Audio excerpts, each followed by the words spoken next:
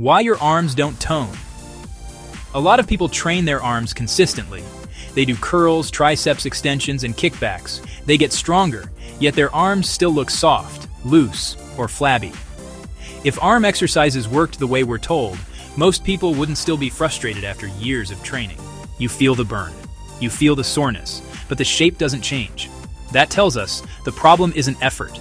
That disconnect is frustrating because effort is being applied. The mistake is assuming that arm appearance is determined by muscle alone. What your eyes actually see is not muscle strength.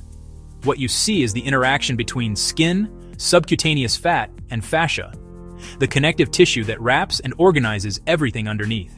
That's why two people with similar arm strength can look completely different. Let's zoom out and look at the structure.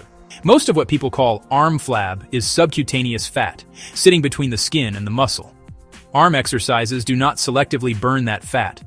Spot reduction is not how human physiology works. If someone is genetically prone to store fat in the back of the upper arm, the classic triceps or bat wing area, no amount of curls will change that unless overall body fat comes down. But fat is only part of the picture. The second factor is skin quality. With aging, weight cycling, sun exposure, and hormonal shifts, collagen and elastin decline. Skin becomes less elastic. It doesn't recoil tightly around the arm anymore. Ironically, when some fat is lost, loose skin can become more noticeable, not less. So people feel like they're doing everything right, yet visually, things look worse before they look better. This is where fascia comes in. The arm is wrapped in layers of fascia. There is deep fascia, called the brachial fascia, which forms a strong sleeve around the muscles and separates the arm into compartments. Biceps in front, triceps in back. Above that is the superficial fascia, which lives inside the subcutaneous fat layer just under the skin. This layer is looser, contains fat lobules, blood vessels, nerves, and acts like a sliding interface between skin and muscle. When fascia is healthy, elastic, and well-loaded, tissues glide smoothly.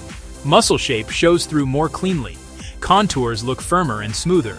When fascia becomes stiff, thickened, or unevenly loaded, something that happens with aging, inactivity, inflammation, and repetitive movement, the layers stop gliding well.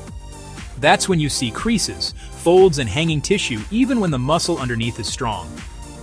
This explains a common paradox. How can someone be strong, train regularly, and still have arms that look soft?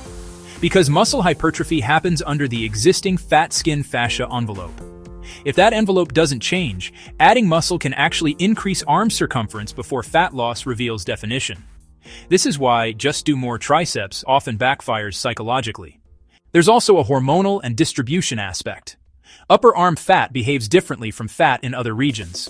In women especially, the upper arm carries a higher proportion of subcutaneous fat relative to muscle.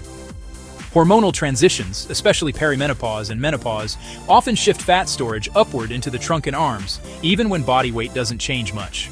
So again, the issue isn't discipline, it's biology. Now, let's address fascia directly. Should fascia be the main focus? No. Fascia work does not replace fat loss or strength training.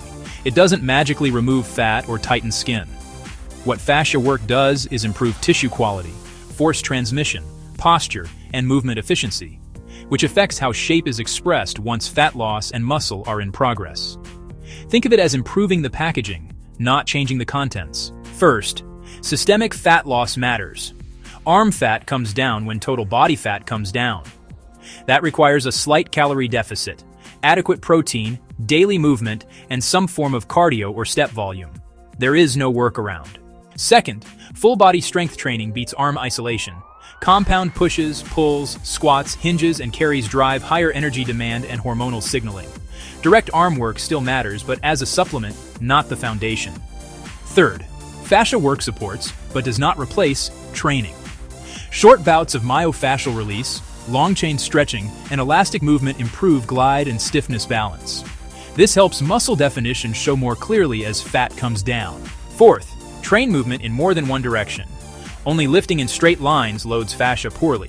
Rotational presses, diagonal pulls, lateral lunges with reaches, and varied hand positions load connective tissue more evenly and keep the tissue resilient. Fifth, consistency over months beats intensity for fascia.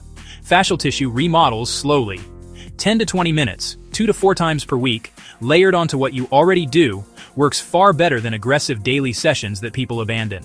If you put this together correctly, arms change shape, not because you torch arm fat, but because the entire system improves.